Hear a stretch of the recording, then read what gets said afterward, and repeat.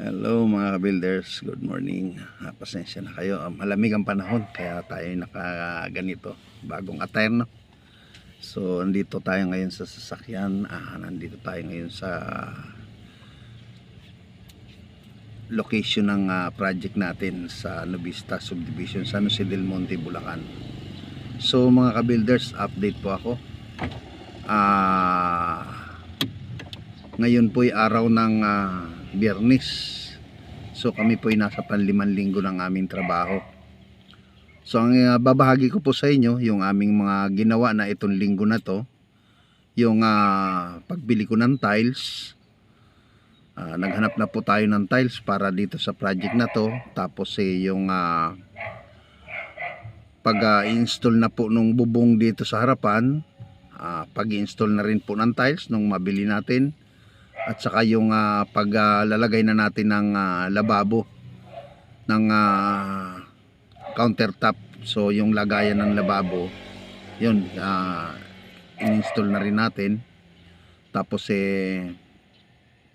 nag-plastering na rin, sabay na rin po pag-skim coat. So yung plastering po nilaso na rin namin. So kailangan talaga natin ng neutralizer para lasunin muna yung pader, para na sa ganun hindi magtukla po yung pintura.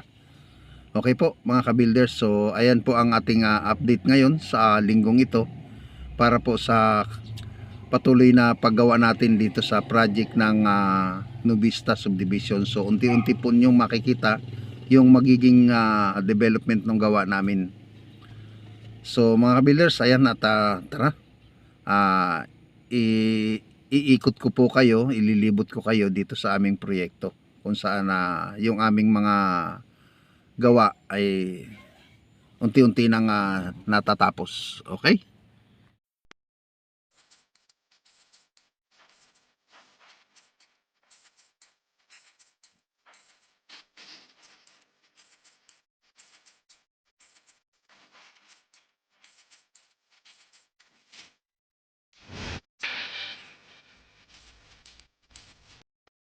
Yes, ayan po mga ka-builders at kami naghahanda na, nagkakabit na ng bubungan dito sa harap. Yung pinaka-balcony, yung receiving area, balcon. So ngayon, ito naman po yung sa side extension. Napakarami pa rin namin panambak dito sa harap. So ayan, at nakita nyo, yung elevation ng lupa po talagang mataas.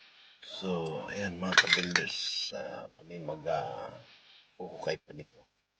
Kaya po talaga mataas yung lugar na to. Kasi po island po yung lugar. Ito po yung nasa mataas na bahagi ng San Jose del Monte. So okay mga ka-builders, kami malalim-lalim pa yung huhukayan na yan. So kami nasa panlima pang linggo pa lang. Kaya ito, plastering, ginagawa namin. Tapos pagkatapos po niyan, itatiles na. Okay? So ayan mga ka-builders.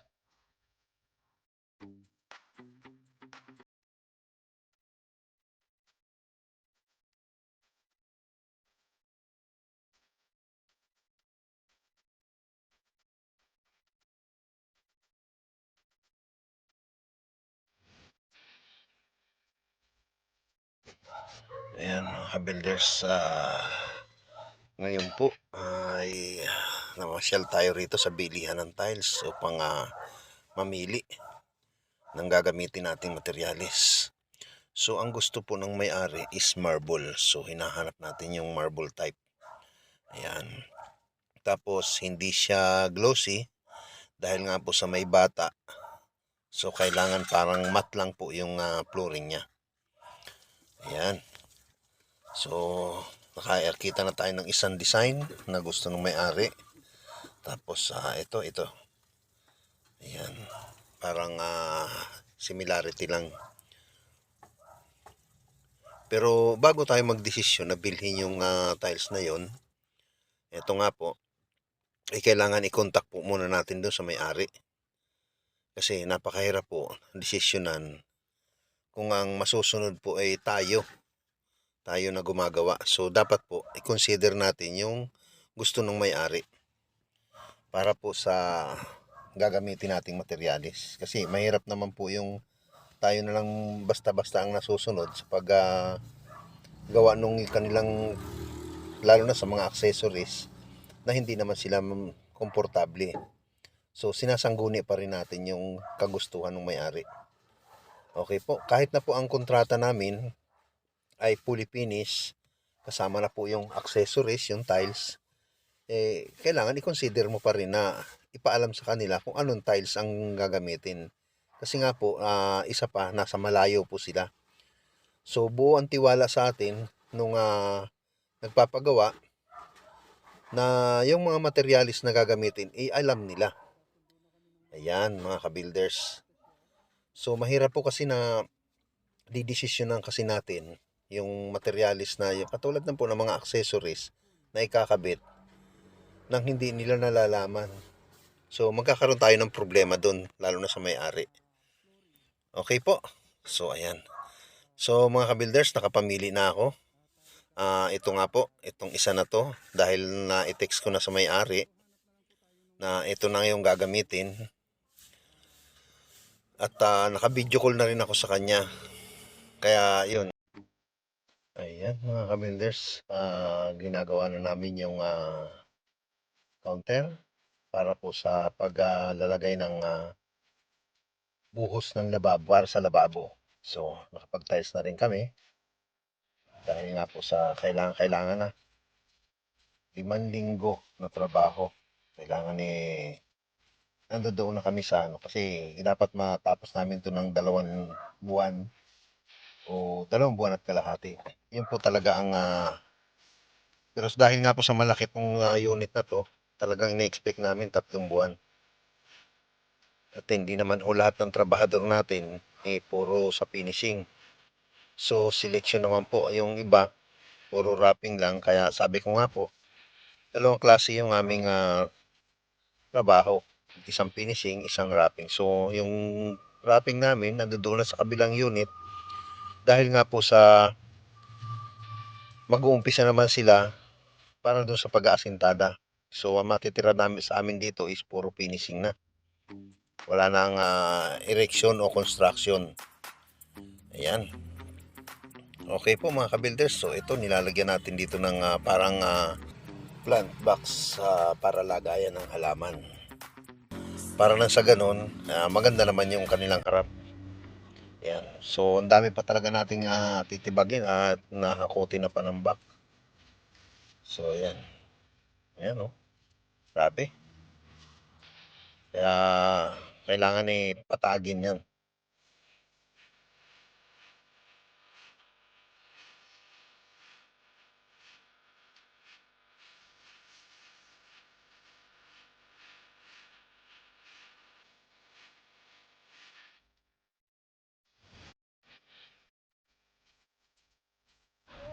Okay, siya nga pala mga ka-builders. So, kami, ito na ginamit namin na pang putol ng tiles para sa mabilisan. Hindi na kami dati, ang ginagamit namin is tinatabas namin ng grinder. So, kailangan update po tayo sa mga trabaho natin at kailangan mabilis na rin yung trabaho. So, kailangan natin ng isang mabilis na paraan kung paano pagpuputol ng tiles. Ayan.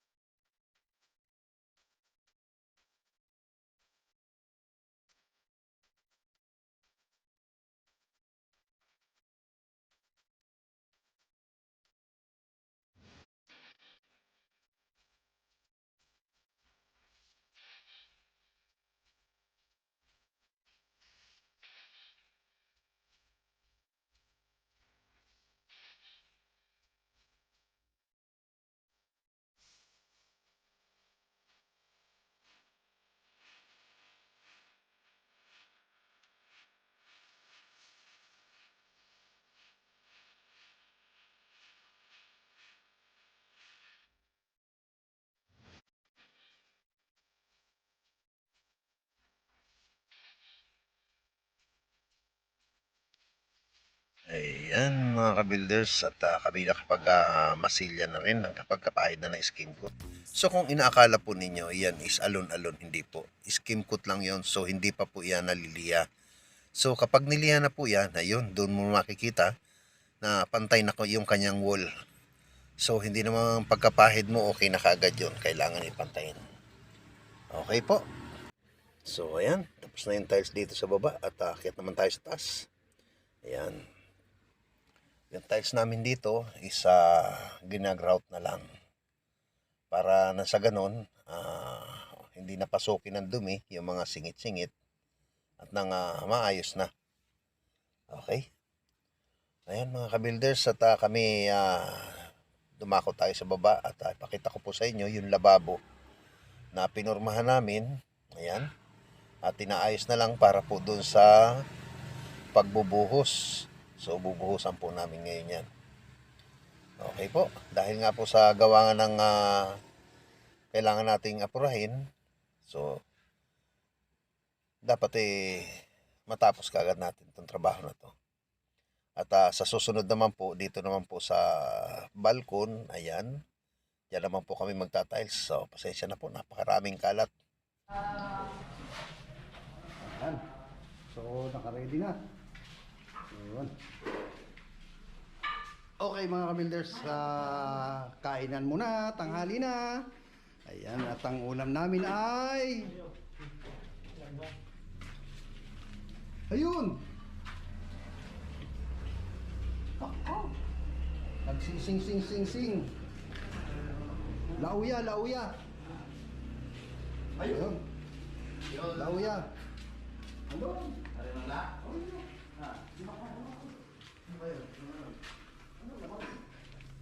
Ayun, lauya. Yun, mga ka-builders. At yun nga, natapos na namin yung tanghalian. Ito na hindi pa nagtatagal si Master pinabubuhusan na yung ilalim ng lababo. Para na sa ganun matapos na kagad dahil maraming naghihintay sa amin ng mga project. So kailangan po matapos kagad ito ng aming ginagawa. Ayan, purahan na talaga si Master. So ayan mga kabinders, dito sa lababo na to, yung kapal po niya is 2 inches, tapos magtatiles pa kami. So ayun, aabutin na po yan ng mga halos aabutin ng mga 8 cm. Okay? Ayan mga kabilders, tapos na yung aming pagbubuhos. Maya-maya po, bubulihin po yan. Para sa gano'n na maayos po yung at pantay na pantay yung ibabaw. Ilalagay po yan sa libil. So ayan, at sariwa-sariwa pa nga po, tumutulo pa yung tubig. Okay po. So hanggang yan na lang po. Ayan mga kabilders, at natapos na naman tayo ng isang kabanata. So doon na po tayo sa susunod sa pagtatiles naman po dito sa sala nito at saka dito sa lababo. Okay po. So ayan mga kabilders, shout out na lang po ako doon sa aking mga magigiting na subscriber na hanggang sa ngayon nanonood o nag-aantabay o inaabangan nila. Dami, ang lalalim po ng Tagalog inaabangan po nila yung ating project na ito hanggang sa matapos. So kaya po medyo matagal-tagal ganyan, ina-update ko po kayo. Linggo na ho, isang linggo na lang ho pagitan bago ako makapag-upload. Gawa nga po ng nagkasabay-sabay po, nagbukas po tayo ng isang project. Yung mga trabahador po natin na mga skilled na mason ay hindi na po dito kasama sa finishing. So dinala naman po natin sila doon sa bago nating project na binuksan sa Cavite. So ayan mga ka-builders, at doon naman sila. So pagkatapos dito ng gumagawa rito ng finishing, pagkatapos namin dito hanggang sa mga pintor, balik naman doon naman kami sa Cavite para doon sa finishing naman doon. Okay po. So kailangan po na yung ating mga trabahador gumaganon sila, hindi nababakante. Kasi siyempre po pamilyado, tayo pamilyado rin. May mga tao tayong dapat alagaan at bantayan para po nang sa ganun yung kanilang ginagawa para sa pamilya nila masuportahan natin. Alam nyo naman pandemic ngayon, so kailangan natin ng pagkukunan ng hanap buhay ng mga kasamahan natin sa trabaho. Kaya tulungan po ninyo ako, suportahan po ako para sa aking adhikain na makatulong din sa ibang tao. Maraming salamat po. So hanggang sa susunod na linggo sa pag-upload ko po ng panibagong yugto sa proyekto na ito. Okay? Maraming salamat. Bye-bye.